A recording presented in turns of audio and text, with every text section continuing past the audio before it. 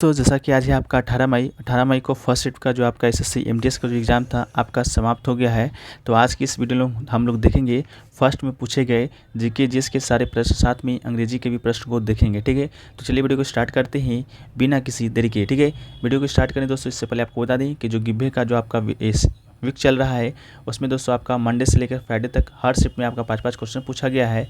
ठीक है, तो अभी के भी इस वीडियो में आपको 5 क्वेश्चन दिया जाएगा, 5 क्वेश्चन का सही जवाब आपको देना है। जो लोग भी मंडे से लेकर फ्राइडे तक के वीडियो में सबसे ज़्यादा बार उत्तर देते हैं, सबसे ज़्यादा प्रश्नों का उत्तर देते हैं, उसको हमारे द्वारा दोस्तों फ्राइडे या सैटरडे को उसका घोषणा किया जाएगा। जो भी लोग विजेता होंगे, जो भी सबसे ज़्यादा बार सही जवाब का उत्तर देंगे, सबसे ज़्यादा प्रश्नों का उत्तर देंगे। ठीक है, चलिए अगला जो क्वेश्चन पूछा गया था, जो पहला कि अनफिनिश्ड ए मेमोर बुक्स पुस्तक के लेखक दोस्तों कौन है। तो दोस्तों आपको बता दें कि अनफिनिश्ड संस्मरण बॉलीवुड अभिनेत्री प्रियंका चोपड़ा जोनस के द्वारा लिखा गया है। तो इसका राइट आंसर आपका क्या हो जाएगा, प्रियंका चोपड़ा हो जाएगा। उनका यह पहला उपन्यास था। ठीक है, पहला उपन्यास था। इसी के तौर पर जो प्रियंका चोपड़ा है आपके फिल्म अभिनेत्री थी, अब क्या बन गई है, तो एक लेखक बन गई है। ठीक है, नेक्स्ट क्वेश्चन पूछा गया था आपका समृद्धि योजना है जो कि दिल्ली में किसने स्टार्ट किया था। तो समृद्धि योजना की बात करेंगे तो ये दोस्तों दिल्ली के उपराज्यपाल के द्वारा। ठीक है, दिल्ली के उपराज्यपाल के द्वारा कब शुरू किया गया था, तो 26 अक्टूबर 2022 को दोस्तों किया गया था। निगम के द्वारा लाई गई समृद्धि योजना पर्यायी संपत्ति कर की आम माफ़ी योजना से काफ़ी अलग है। तो दिल्ली के जो उपराज्यपाल हैं वर्तमान में, वो दोस्तों आपके कौन है, तो विनय कुमार सक्सेना। ठीक है, विनय कुमार सक्सेना दोस्तों वर्तमान में दिल्ली के आपके उपराज्यपाल हैं। वर्तमान में दिल्ली एक आपका केंद्र शासित प्रदेश है, इसलिए वहाँ पर राज्यपाल ना होकर क्या है, तो उपराज्यपाल है। ठीक है, मुख्यमंत्री की बात करेंगे तो दोस्तों वहाँ पर कौन है, वो आपके अरविंद केजरीवाल हैं। ठीक है, अरविंद केजरीवाल वहाँ के अभी वर्तमान में मुख्यमंत्री हैं, जो कि कौन से पार्टी से हैं, तो आपके आप पार्टी से संबंधित हैं। ठीक है, चलिए वीडियो में आगे बढ़े इससे पहले दोस्तों आपको बता दें कि जिन लोगों का एग्जाम अभी बाकी है उनके लिए एक PDF है जो कि बहुत ही महत्वपूर्ण है। अभी तक के 33 युक्त में पूछे गए 850 प्रश्नों का उत्तर है विथ एक्स्ट्रा फैक्ट के साथ। ठीक है, इसको लेने के लिए आपको मात्र 20 रुपये का न्यूनतम शुल्क देना होगा, और इसको लेने के लिए आपको व्हाट्सएप नंबर पर संपर्क करना होगा, या तो लिंक डिस्क्रिप्शन में दिया गया है, वहाँ से भी आप डायरेक्ट व्हाट्सएप पर आ सकते हैं। तो जिन लोगों को भी लेना है आप ले लीजिए। आपके लिए जो PDF है आने वाले एग्ज़ाम के लिए, और जिनका भी SSC MTS का एग्ज़ाम बाकी है उनके लिए भी बहुत बहुत महत्वपूर्ण है। ठीक है, नेक्स्ट क्वेश्चन पूछा गया था नगर निगम का जो चुनाव है वो आपका कौन करवाता है। तो देखिए नगर निगम का चुनाव की बात करेंगे तो ये दोस्तों आपका कौन करवाता है, तो ये आपका राज्य चुनाव आयोग। ठीक है, राज्य चुनाव आयोग दोस्तों आपका नगर निगम का क्या कराता है, तो चुनाव करवाता है। तो इसका राइट आंसर आपका क्या हो जाएगा, राज्य चुनाव आयोग, निर्वाचन आयोग। या पंचायत का भी चुनाव आपका कौन कराता है, तो आपका राज्य निर्वाचन आयोग ही कराता है। इसके अलावा केंद्रीय निर्वाचन आयोग की बात करेंगे तो ये दोस्तों आपका कौन कौन सा चुनाव कराता है, लोकसभा का कराता है, राज्यसभा का कराता है, राष्ट्रपति का कराता है, उपराष्ट्रपति का कराता है, विधानसभा का चुनाव, ये सभी आपका कौन कराता है, तो केंद्र निर्वाचन आयोग आपके कराते हैं। ठीक है, चलिए नेक्स्ट क्वेश्चन आपसे पूछा गया था कि बॉम्बे जयश्री का जो संबंध है वो दोस्तों आपका किससे है, ये क्वेश्चन आपसे पूछा गया था।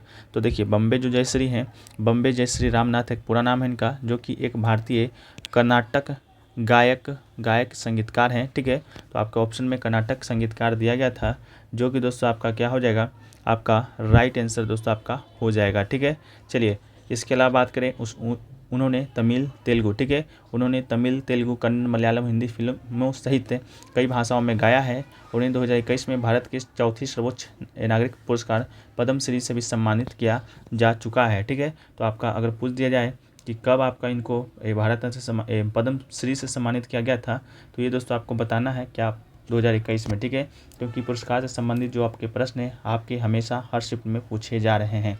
एक क्वेश्चन था, बहुत ही रिपीटेड प्रश्न आपसे पूछा गया है, कल्याणी अम्मा का संबंध किससे है, कल्याणी कुट्टी अम्मा का संबंध। तो इसका जो राइट आंसर है आपका मोहिनीअट्टम हो जाएगा। ठीक है, मोहिनीअट्टम की बात करेंगे तो आपका दक्षिण भारत केरल का एक शास्त्रीय नृत्य है मोहिनीअट्टम, उसी से संबंधित है आपके कल्याणी कुट्टी अम्मा। ठीक है, 1997-98 में कल्याणी कुट्टी अम्मा को प्रसिद्ध कालिदास से सम्मानित किया जा चुका है, कालिदास सम्मान से भी सम्मानित किया जा चुका है, और वह केंद्र संगीत नाटक अकेडमी और केरल संगीत नाटक अकेडमी से भी सम्मान प्राप्त करने वाली आपकी नर्तकी है। ठीक है, केरल से एक और शास्त्रीय नृत्य आपका है तो मोहिनीअट्टम है, एक आपका कथकली है जो कि आपका केरल से ही शास्त्रीय नृत्य संबंधित है। ठीक है, नेक्स्ट क्वेश्चन पूछा गया था कि भारतीय संविधान का भाग 16 है जो कि दोस्तों आपका किससे संबंधित है, ठीक है। तो ये दोस्तों आपका किससे संबंधित है, तो reservation of SC and ST in the central and state legislature, ठीक है। इससे दोस्तों आपका संबंधित है आपका भारत का संविधान भाग 16, ठीक है। कुछ वर्गों के उपवन में विशेष उपबंध है, जैसे कि लोकसभा, अनुसूचित जाति और अनुसूचित जनजाति के लिए स्थानों का आरक्षण और से संबंधित है आपका भाग 16, ठीक है। आपका जो पहला क्वेश्चन है बहुत ईजी पूछ दे रहे हैं कि आपके भारतीय संविधान में वर्तमान में, ठीक है, भारतीय संविधान में वर्तमान में कितने भाग हैं, ठीक है। भारतीय संविधान में वर्तमान में भाग कितने हैं ये दोस्तों आपको बताना है, ठीक है। चलिए नेक्स्ट क्वेश्चन की बात करेंगे। तो नेक्स्ट क्वेश्चन पूछा गया था कि निम्नलिखित में से कौन सा है जो कि खरीफ फसल का उदाहरण है। ऑप्शन में आपका एक चावल दिया गया था जो कि बिल्कुल राइट आंसर था, ठीक है। चावल के अलावा आपका मक्का है, बाजरा है, रागी है, चारा है, सोयाबीन है। इसके अलावा मूंगफली, कपास आदि जो सभी फसलें हैं आपके किसके फसलें हैं, तो खरीफ के ही फसल हैं, ठीक है। इसके अलावा बात करेंगे खरीफ फसल के बारे में। तो खरीफ फसलों को मानसून फसल के रूप में जाना जाता है क्योंकि उनके मानसून के मौसम में ही खेती किया जाता है, ठीक है। इसके अलावा एक फसल बारिश के मौसम की शुरुआत में बोई जाती है, ठीक है। इसके अलावा एक मौसम है आपका जायद फसल या जायद मौसम, यह आपका खरीफ और रबी मौसम के बीच का एक छोटा मौसम है। इस मौसम में उगाई जाने वाली फसलों को जायद फसल के रूप में जाना जाता है, जैसा कि कद्दू हो गया, ककड़ी हो गया, तरबूज हो गया, करेला हो गया आदि जो सभी फसलें हैं वो आपकी जायद फसलें हैं। अगला है आपका रबी का फसल। रबी का फसल दोस्तों किससे है, तो ये वो फसल होता है जो कि मानसून के अंत में या सर्दियों के मौसम की शुरुआत में बोया जाता है। इन फसलों को सर्दियों की फसल के रूप में जाना जाता है। इसमें आपका गेहूँ हो गया, सरसों हो गया, दलहन हो गया, जौ हो गया आदि सभी जो फसलें हैं अभी रबी प्रकार की ही फसलें हैं, ठीक है। अगला जो क्वेश्चन पूछा गया था कि भारत में यूनेस्को विश्व धरोहर स्थल कितने हैं, तो आपका 40 अभी वर्तमान में है, तो इसका राइट आंसर आपका 40 हो जाएगा। भारत में 40 यूनेस्को विश्व धरोहर स्थल हैं। धौलावीरा और रामप्पा मंदिर सांस्कृतिक श्रेणी के तहत सूची में नवीनतम जोड़े गए हैं। इसके अलावा रामप्पा मंदिर और तेलंगाना का रामप्पा मंदिर था और धौलावीरा जो कि गुजरात में स्थित है 2021 में यूनेस्को की विश्व धरोहर स्थल में सूची में शामिल हुआ है, ठीक है। नेक्स्ट क्वेश्चन पूछा गया था धर्म सभा का जो स्थापना है वो आपका किसने किया था, तो 1829 में धर्म सभा का जो स्थापना है राधाकांत देव के द्वारा कलकत्ता में किया गया था।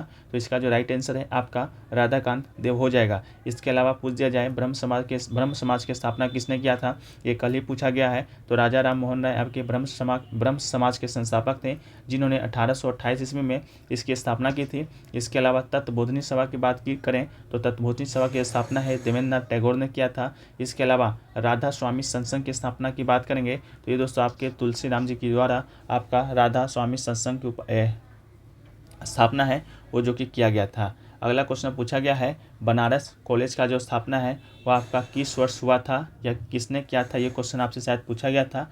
बनारस कॉलेज का स्थापना किस वर्ष हुआ था, तो आपको बता दें इसकी जो आपकी स्थापना है, सॉरी बनारस कॉलेज आपका शायद नहीं पूछा गया था, हिंदू कॉलेज पूछा गया था, ठीक है।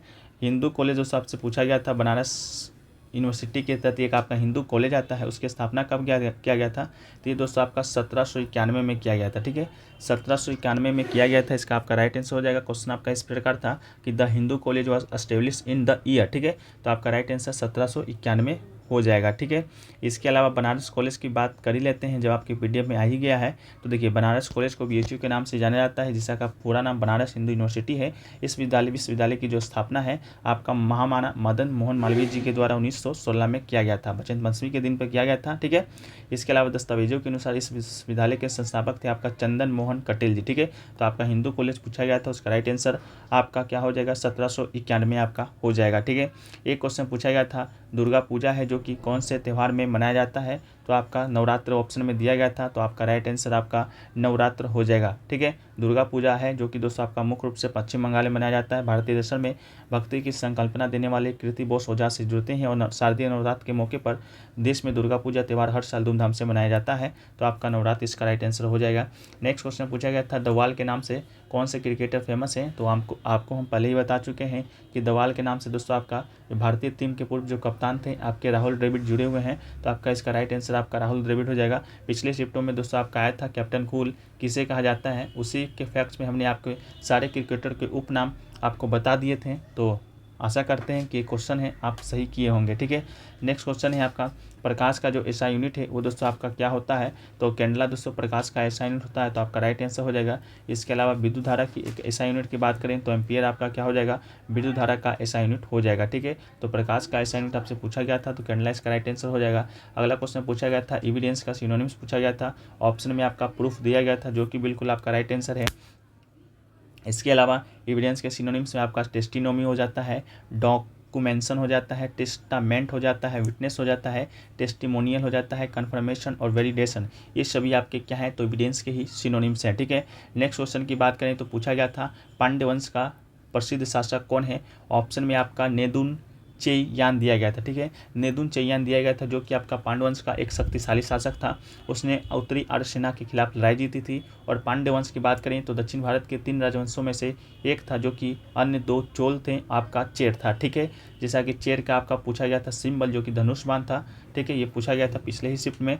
इसके अलावा पांड्य वंश की बात करेंगे तो पांड्य राज्य कावेरी के दक्षिण में स्थित था। तमिल प्रदेश का तीसरा राज्य पांड्यों का राज्य था, जिसमें प्रारंभ में तिनेवेली, रामनाड और मदुरा के क्षेत्र सम्मिलित हैं। इसकी जो राजधानी थी आपकी मदुरा थी। इसके अलावा पांड्य साम्राज्य की जो स्थापना है कडुगोन के द्वारा किया गया था। तमिल भाषा की प्राचीनतम रचना संगम साहित्य, जो कि बहुत आपके है तमिल भाषा में प्राचीनतम आपके ये आपके साहित्य हैं।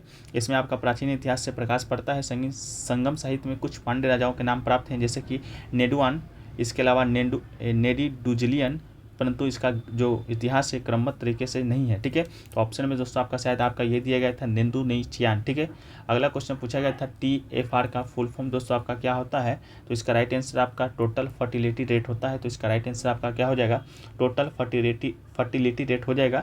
प्रजनन दर होता है, इसका अर्थ होता है बच्चे पैदा कर सकने की आयु, जो कि आमतौर पर 15 से 39 वर्ष की मानी जाती है। वाली प्रति 1000 स्त्रियों की इकाई के पीछे जीवित जन्मे बच्चों की संख्या को ही प्रजनन दर कहते हैं, यानी कि टोटल फर्टिलिटी रेट कहते हैं। ठीक है, अगला जो क्वेश्चन है वो पूछा गया था आपका 2011 की जनगणना के अनुसार भारत का साक्षरता दर कितना है, तो 74.04% आपका भारत का साक्षरता दर है। ठीक है, बात कर लेते हैं कि भारत जब आपका आज़ाद हुआ था उस समय आपका भारत का साक्षरता दर कितना था, तो मात्र 18% आपका भारत का साक्षरता दर था, यानी कि मात्र 100 लोग में आपका 18 लोग ही आपकी उस समय आपके क्या थे, तो साक्षर थे। लेकिन वर्तमान में बात करें 2011 की जनगणना के परिप्रेक्ष्य में, तो अभी वर्तमान में आपका 100 लोग में आपके 74 लोग हैं जो कि आपके साक्षर हैं। ठीक है, तो 74.04% आपका राइट आंसर हो जाएगा। भारत की साक्षरता दर की बात करें तो विश्व की साक्षरता दर से 84% कम है। ठीक है, इसके अलावा पुरुषों की साक्षरता दर की बात करें तो पुरुष में आपका 82.14% जो पुरुष हैं आपके साक्षर हैं। महिलाओं में इसका जो प्रतिशत है वो आपका 65.46% है। ठीक है, सबसे ज़्यादा साक्षरता वाला राज्य की बात करेंगे तो ये दोस्तों आपका कौन सा है, तो वो दोस्तों आपका कौन है, तो केरल है। और सबसे कम बात करेंगे तो ये दोस्तों आपका कौन है, तो बिहार है। लेकिन सबसे कम आपके महिला की बात करेंगे तो ये दोस्तों आपका कौन है, तो राजस्थान है। ठीक है, अगला क्वेश्चन पूछा गया था कि बास्केटबॉल में कितने प्लेयर होते हैं, ये कल भी पूछा गया था। तो बास्केटबॉल एक टीम खेले जिसमें 5 सक्रिय खिलाड़ी वाली 2 टीम होती है। एक बार में 10 खिलाड़ी खेलते हैं, लेकिन एक टीम से आपका 5 खिलाड़ी होता है, तो आपका राइट आंसर 5 हो जाएगा। ठीक है, अगला क्वेश्चन पूछा गया था पंथी तो डांस है आपका कौन से राज्य से संबंधित है, तो पंथी आपका छत्तीसगढ़ में महत्वपूर्ण नृत्य में से एक छत्तीसगढ़ का लोक नृत्य है, तो छत्तीसगढ़ इसका राइट आंसर हो जाएगा।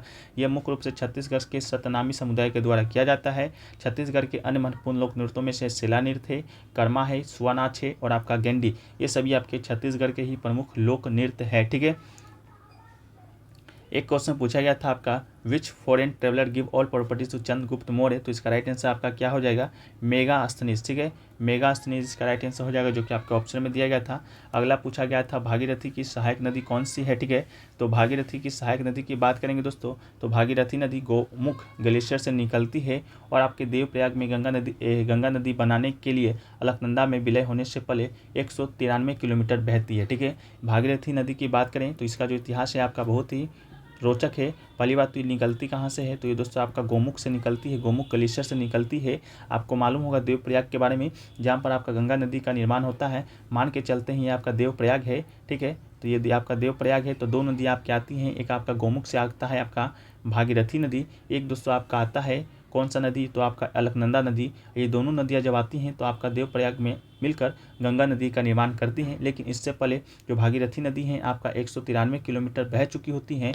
तो इसका जो आपका सहायक नदी पूछा गया था, तो इसका जो सहायक नदी आपका पूछा गया था उसमें ऑप्शन क्या क्या दिया गया था उसका तो अभी अनुमान लग नहीं सका है। ठीक है, कि आपके ऑप्शन में क्या क्या दिया गया था, ठीक है। लेकिन भागीरथी नदी की बात करें आपकी कौन कौन सी सहायक नदी हैं, शायद आपकी भील गंगा, ठीक है, भील गंगा शायद ऑप्शन में दिया गया था, जो कि आपका राइट आंसर था। भील गंगा की बात करेंगे तो river is Uttarakhand is a major tributary of Bhagirathi river, ठीक है। इसके अलावा आपकी रुद्र गंगा, केदार गंगा, जार गंगा, सिया गंगा, आशी गंगा, ये सभी आपकी भागीरथी की ही सहायक नदी हैं। लेकिन भागीरथी नदी की बात करेंगे ये किसकी सहायक नदी है, तो ये आपकी गंगा नदी की सहायक नदी है, ठीक है।